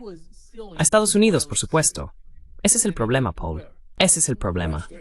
La causa raíz de todos esos problemas que mencionaste es que la gente no tiene condiciones en sus propios países para vivir. Eso es lo que dije. That's what I said. I said we went there and bombed everybody. Dije que fuimos allí, bombardeamos a todo el mundo y creamos oleadas de refugiados. Así que es una política que vuelve y te destruye. No deberíamos haber hecho eso. Lo hicimos por Israel. Verás, la gente no entiende realmente el verdadero coste de que Estados Unidos sirva a Israel. Y el coste es que ha inundado todo el mundo occidental, Europa, Estados Unidos, Canadá, con personas que no están asimiladas. Y son tantos que pueden existir sin tener que asimilarse. Vienen de países donde la corrupción es la norma. Eso es lo que conocen. Y eso es lo que estamos viendo desarrollarse en Minneapolis. Estamos viendo a estos elementos básicamente aprovechándose de los programas federales y el dinero sale del país en maletines, efectivo en maletines, y va a parar a terroristas en el extranjero. And goes to terrorists abroad. So when you a country Así que cuando un país se causa eso a sí mismo y a sus aliados, quiero decir, es completamente estúpido. ¿Y quién se benefició? Israel. ¿Y quién está pagando el precio? Toda Europa y Estados Unidos. Y no puedes decir eso es antisemitismo, así que no puedes decir la verdad. Todo el mundo tiene miedo de mencionarlo. No se puede hablar de lo que realmente está ocurriendo. Bueno, si no se puede hablar de lo que realmente está ocurriendo, entonces no sabes lo que está ocurriendo. Y ni siquiera sabes lo que te va a pasar después. Así que ya sabes, no hace falta poner excusas para que esos refugiados necesiten un lugar a donde ir. Pero habría sido mucho mejor, más barato y sin amenaza para las nacionalidades de Europa y Estados Unidos haberlos mantenido allí y reconstruido el país que destruiste. to have kept them there and rebuilt the country you destroyed. The cost of the welfare. El coste de los sistemas de bienestar para mantener a todos esos millones de refugiados es enorme, enorme. Habría sido más barato simplemente usar ese dinero para reconstruir sus países y emplear la mano de obra de esas personas para reconstruirlos, de modo que recibieran buenos salarios. Eso es lo que se debería haber hecho, no eliminar todas las fronteras y ser desbordados. Pero ocurrió por culpa de la izquierda liberal. La izquierda liberal lleva mucho tiempo atacando a la civilización occidental. Y básicamente, si vas a una universidad en cualquier momento desde que yo fui, solo aprendes que Occidente es malvado y debe ser reemplazado. Esa es simplemente la historia.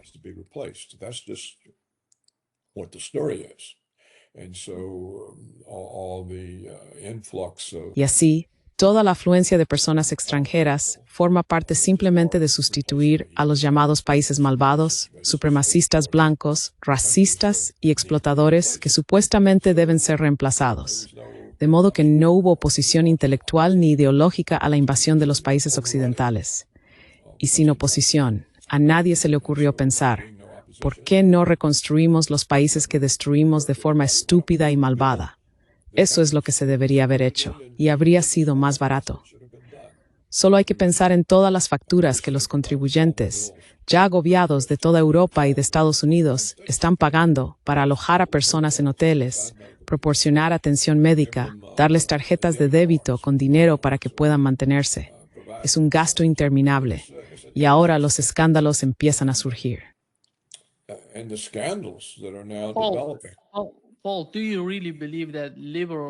Paul, ¿de verdad crees que los liberales son de izquierdas o izquierdistas?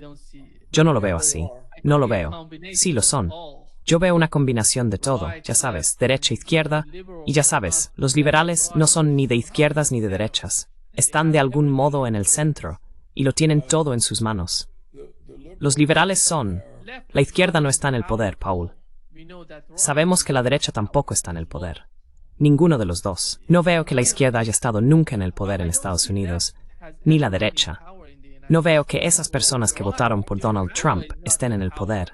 Those people who voted for Donald Trump are in power. Look, many Mira, muchos de los profesores liberales han escrito, hubo un artículo no hace mucho en Chronicles, que no nos dimos cuenta del peligro que venía de la izquierda. Los veíamos simplemente como portadores de nuevas ideas y nos interesaban porque llevábamos mucho tiempo haciendo lo mismo. Pensamos que tener algunas ideas nuevas enriquecería el lugar. Les abrimos la puerta y fuimos ingenuos, porque se adueñaron de todo y nos expulsaron. Estoy seguro de que controlan por completo las universidades y la izquierda, en lo que respecta a las ideas que se han propagado con éxito, que los blancos son racistas y que la civilización occidental es malvada y corrupta. Esto se ha institucionalizado en la enseñanza desde que tengo memoria. for as long as I can remember. I remember when I was at Stanford. Recuerdo que cuando estaba en la Universidad de Stanford, dos de mis colegas del Instituto Hoover, Louis Gann y, ahora mismo no recuerdo el otro nombre, escribieron un libro titulado Burden of Empire. Fue un intento de contrarrestar el argumento abrumador de que todo lo que los blancos habían hecho fuera de sus propios países estaba motivado por las peores intenciones, y así sucesivamente. Decían que en realidad nunca existió una política así, que los imperios fueron, en muchos sentidos, accidentes, productos de individuos y empresas privadas. Como la India, por ejemplo, fue conquistada por una empresa privada.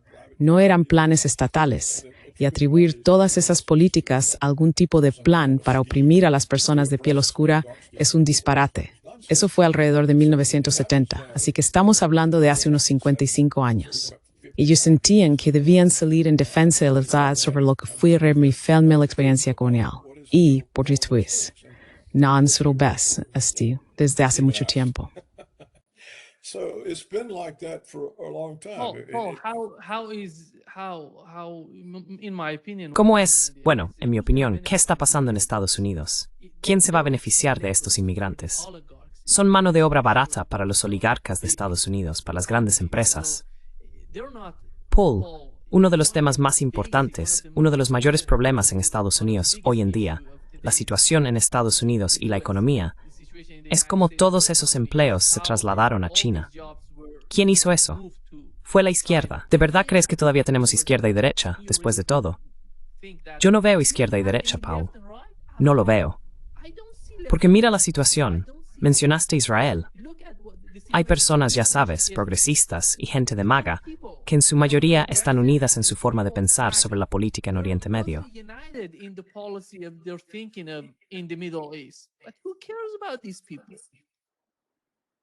Pero ¿a quién le importan estas personas? Por eso no veo cómo dividir a la gente entre izquierda y derecha va a ayudar en nada a aplicar una lógica para abordar los problemas de Estados Unidos. Tenemos este complejo militar industrial en Estados Unidos, de la mano de Wall Street y los oligarcas. Están haciendo de todo, involucrándose en conflictos militar-industriales, librando guerras fuera de Estados Unidos. Básicamente, están detrás de cada guerra en el extranjero. Y las personas que llegan a Estados Unidos son en su mayoría mano de obra barata para los oligarcas.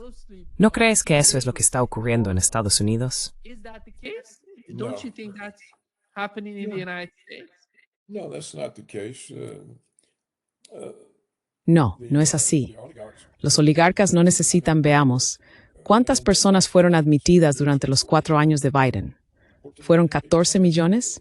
14 millones de personas, y los oligarcas no tienen necesidad de 14 millones. No ha habido crecimiento en los empleos manufactureros de Estados Unidos desde que tengo memoria. En todas partes, la mano de obra está siendo despedida. Apenas está presente en la agricultura, salvo en la fruta y la verdura que hay que recoger. Pero ahora básicamente utilizan máquinas. No, esa es una afirmación falsa, promovida con el fin de diluir las poblaciones basadas en la etnia. Y en cuanto a los oligarcas, bueno, estas personas existen, pero no están unidas. Cada sector tiene sus propios oligarcas y en algunos casos las industrias se unen detrás de una política. Industries are united behind the policy. In other cases, they're opposed to each. En otros casos, están en desacuerdo entre sí respecto a una política. Así que no existe una organización oligárquica que tome todas las decisiones. Influyen en las cosas a través de sus contribuciones políticas y de su influencia sobre este senador, aquel senador, estos congresistas, y así sucesivamente. Y crean cualquier tipo de situación de puertas giratorias que puedan entre sus propias empresas y las agencias reguladoras federales, como la gran industria farmacéutica. La gran industria farmacéutica ha controlado la administración de alimentos y medicamentos, los CDC y los NIH durante años. Los han controlado por completo. Así que estas agencias reguladoras, que se suponía debían proteger al público, acabaron siendo agentes de marketing de los productos de la gran industria farmacéutica.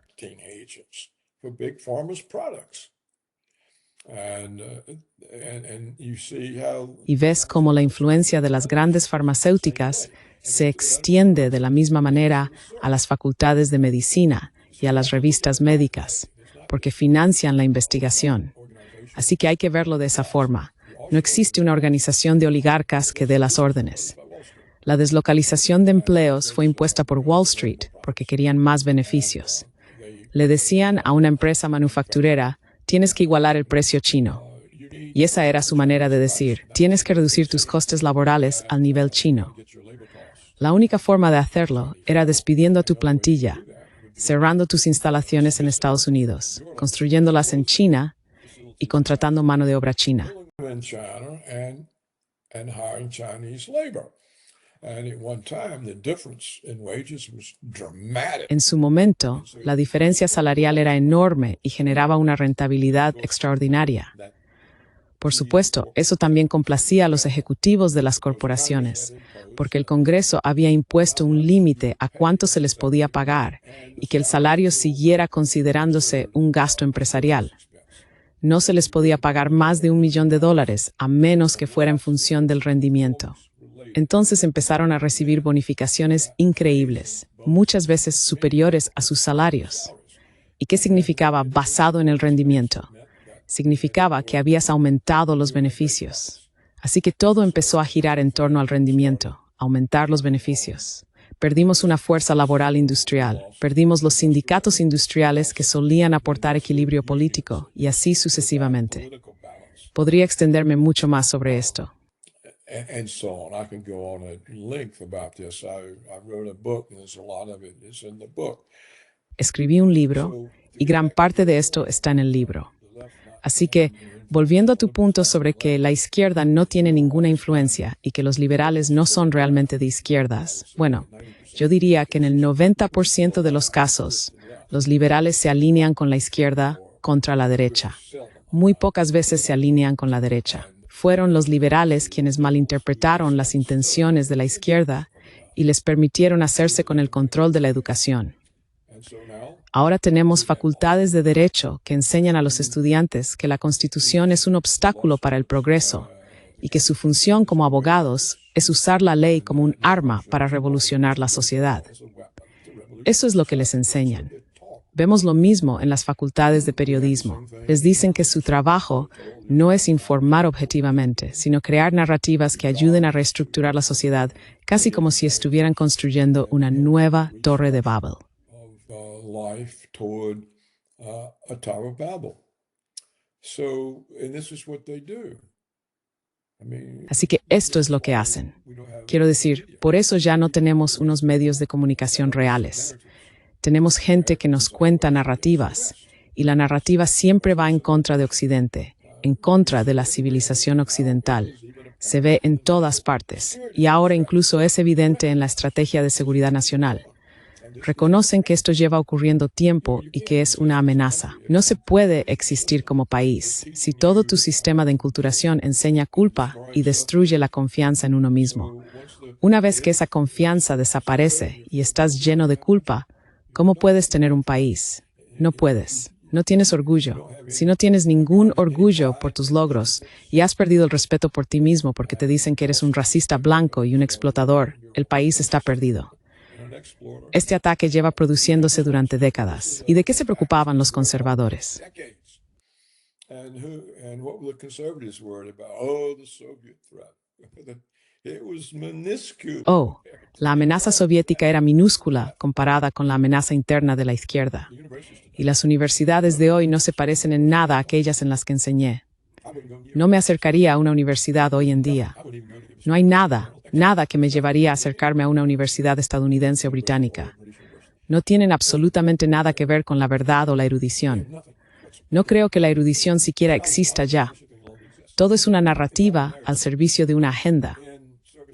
Y esa agenda es contraria a la civilización occidental. Esa es la agenda dominante en las universidades de Occidente. He escrito tantos artículos demostrándolo, ejemplo tras ejemplo. No hay ninguna duda al respecto. La mejor publicación impresa de Estados Unidos es City Journal. In the United States, it's the City Journal. Paul, si ese es el caso, ¿quién está haciendo esto? ¿Quién está detrás de todo? doing this. It's a consequence of the structure. Es una consecuencia de la estructura de las ideas. Es una historia muy larga y complicada.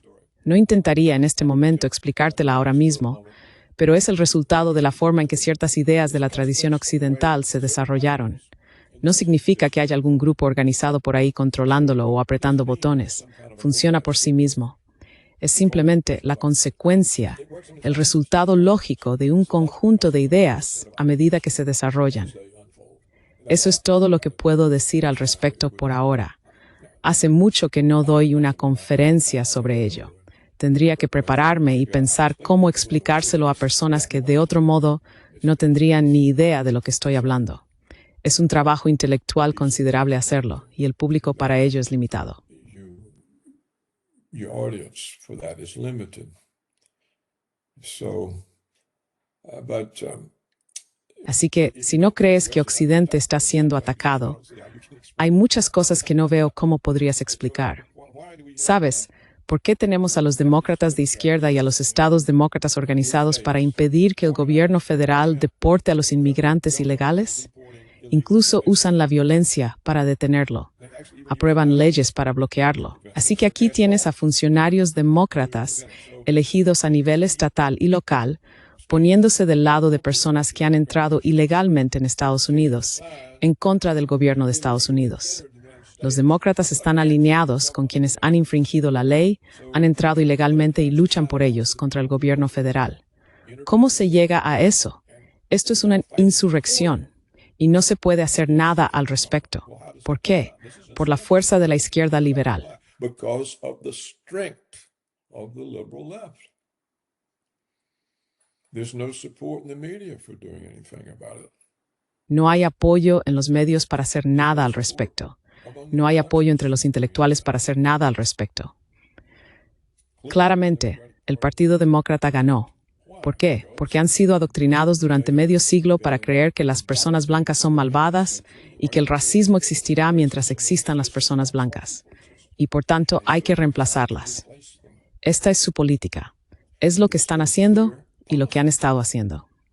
Mira la enorme oposición a Trump durante su primer mandato, a la construcción de un muro. Ni siquiera pudo conseguir un muro. Es el presidente de los Estados Unidos y ni siquiera puede lograr que el Congreso proporcione el dinero para construir un muro y así tener una frontera. Ahora bien, ¿qué otro país permite esto? ¿Permite Irán la entrada de toda la gente de Siria, Irak y Libia? Syria and Iraq and Libya. En realidad hicieron eso con Irán, Paul, para ser sincero. ¿Irán les permite entrar? No. They did that to Iran, Paul. They did that to Iran. Hicieron eso en Irán, Paul. Hicieron eso en Irán. Uno de los ataques israelíes contra Irán fue, en realidad, asistido de alguna manera por estos inmigrantes indocumentados en Irán. Habían preparado a estas personas. Construyeron una red en Irán para facilitar lo que intentaban hacer. Estos atentados terroristas contra Irán antes, ya sabes, durante la guerra de 12 días contra Irán. Lo están haciendo en todas partes, Paul. They're doing this everywhere, Paul. And, you know, Well, let's ask Hagamos una pregunta. ¿Por qué se opone tanto a Irán? opposed to Iran. because the only country that Porque el único país que realmente existe en esa región, en mi opinión, bueno, tenemos dos países importantes, por cierto, son Turquía e Irán. Turquía no representa un gran problema para Israel, porque intenta negociar, intenta dialogar con los israelíes en lo que respecta a Gaza y Palestina. Pero Irán no negocia. Irán no quiere hacerlo. Ya sabes, la política oficial de Irán es apoyar a los palestinos. No van a ceder ni a cooperar en nada de eso. No quieren permitir que Israel capture y domine la región. Ese es el punto principal para los iraníes, incluso en Doha. Y se puede ver cómo el tono ha cambiado de alguna manera, Paul.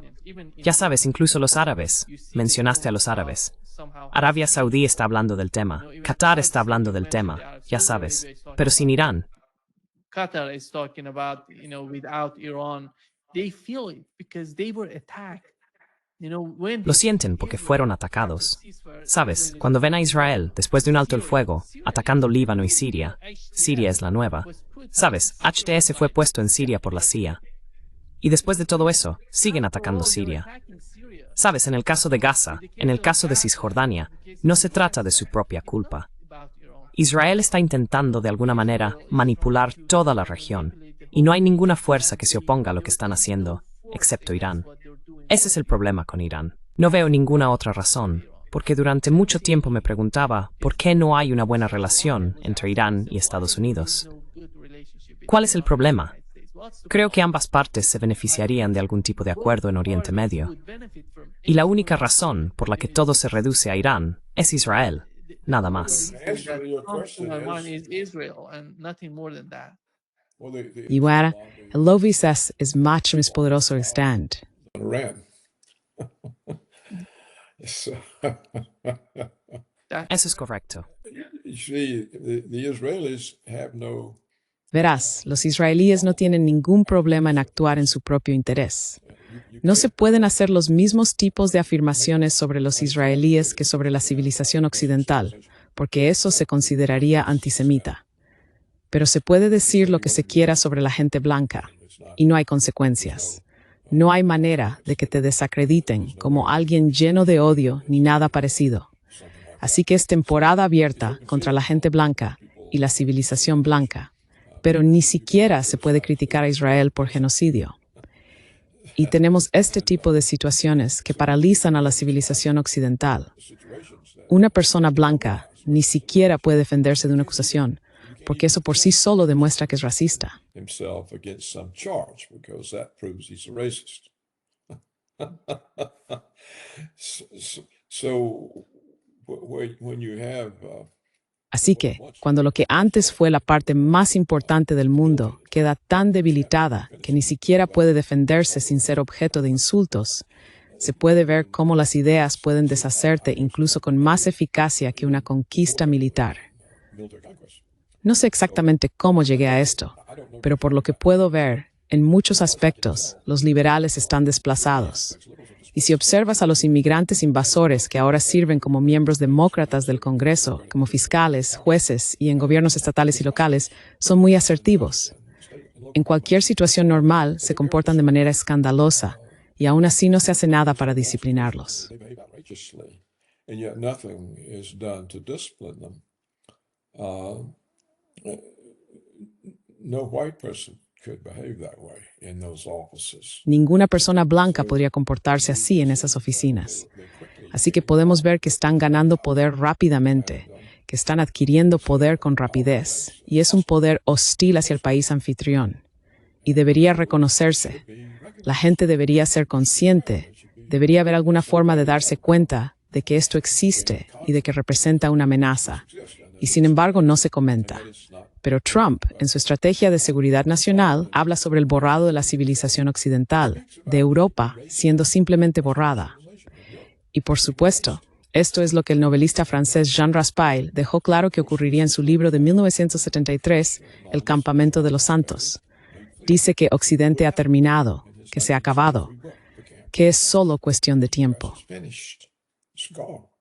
It's just a matter of time. And it certainly looks like he was right.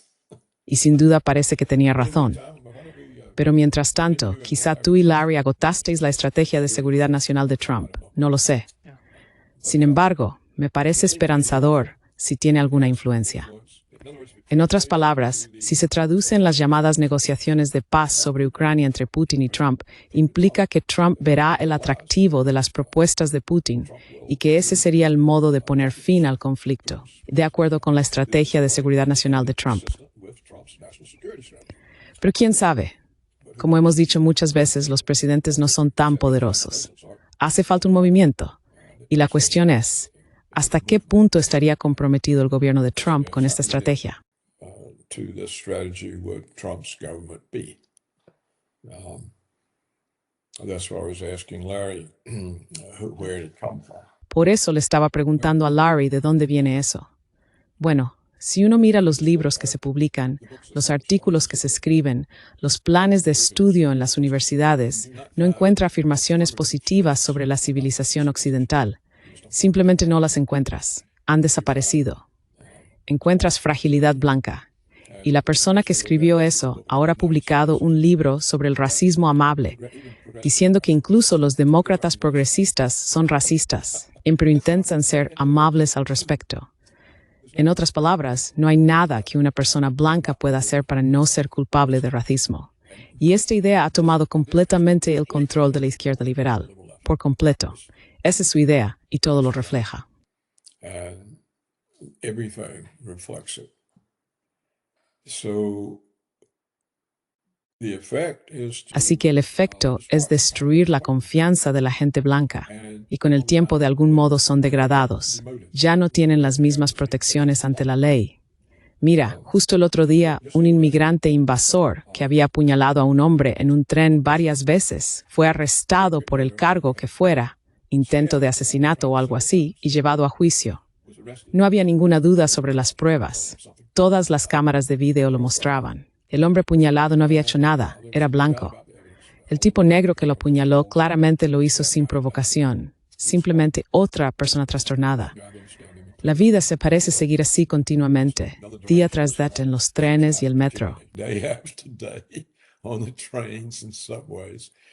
And the jury let the guy go because after the Y el jurado dejó libre al tipo, porque después de que el hombre blanco fuera apuñalado de esa manera, usó la palabra con N. Llamó al tipo que lo apuñaló con esa palabra, la palabra prohibida. Así que, por el hecho de que respondiera después de ser apuñalado con la palabra con N, el jurado blanco consideró que eso era inaceptable, y por eso lo liberaron. Declararon al agresor no culpable. Esto ocurrió realmente hace poco. Bueno, ¿qué te dice eso? Que están llenando de ser tal vez con varios niveles. Ya no hay igualdad. Y un servicio de justicia diferente según la raza, según el género declarados. based on race, on claimed gender. For example, if a guy claims he's a Por ejemplo, si un hombre afirma que es una mujer, entonces el sistema lo impone sobre la privacidad femenina. Tiene acceso a sus baños, sus duchas, sus equipos deportivos. Si yo afirmara que soy una mujer, tendría ese acceso, pero si soy un hombre y no lo afirmo, no lo tengo. Así que esto no es igualdad ante la ley. Hay infinitos ejemplos de esto.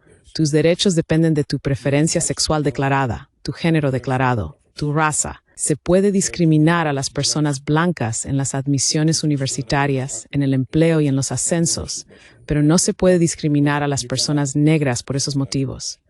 Se puede discriminar a los hombres por esos motivos, pero no a las mujeres. Así que toda la noción de un sistema legal bajo el cual todos viven en igualdad está siendo borrada. of law under which everyone lives equally is being erased. And the law schools are in favor of it and are Y las facultades de derecho están a favor de ello y lideran el camino. Así que llegas al punto, Nima, en el que la pregunta es, ¿existe siquiera la civilización occidental? Porque uno de los atributos de la civilización occidental es la igualdad ante la ley. Y sin embargo, ¿quién la está borrando? La izquierda liberal blanca. Está borrada. Puedes mirar cada institución asociada con la civilización occidental y está siendo borrada. No se están construyendo nuevas. Todas están siendo borradas. La función de los medios no es decir la verdad. De hecho, decir la verdad puede ser doloroso, puede ser ofensivo. Si no se puede decir la verdad, ¿cómo se puede tener justicia? Si no se puede tener justicia, ¿qué nos queda? Así que esto es algo muy serio. No tiene nada que ver con que los oligarcas quieran que la gente trabaje o con que venga más gente. to work. Having people come in. Because, look, I just read an article today. Mira, acabo de leer hoy un artículo de Jeffries y él dice, soy un hombre blanco. ¿Cómo puedo conseguir un trabajo? Tienes que leerlo. Lo explica. No puedes conseguir un trabajo, ni siquiera una entrevista. Dijo, ¿de qué va eso de que nadie quiere trabajar? Todo es inventado, se inventan cosas para no tener que enfrentarse al verdadero problema. Así que, bueno, dicen que los blancos no quieren trabajar y por eso tenemos que tener todo esto. Es que, ¿por qué no trabajan? Pues porque no pueden conseguir un trabajo. ¿Sabes? No disfrutan viviendo en el sótano de sus padres cuando tienen 30 años. Así que creo que tenemos que entender que toda la estructura de la civilización occidental es extremadamente frágil en este momento. Y parece que cada día se vuelve más frágil. And it seems like it's made more fragile every day. Yeah. Sí, muchísimas gracias, Paul. Great, but- Diglestoso, como siempre. Es tu curso me provocaste. Spoke to me. Yeah, I think we have No, to creo que tenemos que entendernos, tenemos que hablar entre nosotros. Al fin y al cabo, no tenemos que estar de acuerdo, pero sí tenemos que comprendernos. Tenemos que hablar entre nosotros. Es importante, en mi opinión. It's important, in my opinion. Yeah, you perform. Sí, desempeñas una función muy importante y lo espero con interés. Look forward to it. Me gusta que me provoquen, me hace pensar en cosas en las que no había pensado, porque muy sencillo que en Yusrakor. Something about something else. Yeah. Sí, muchísimas gracias, Paul. Thank you you. soon. Gracias, nos vemos. Envíame la URL, por favor. Lo voy a enviar de todas formas. Okay. Tursa, adiós. Bye, my friend. Goodbye. Adiós.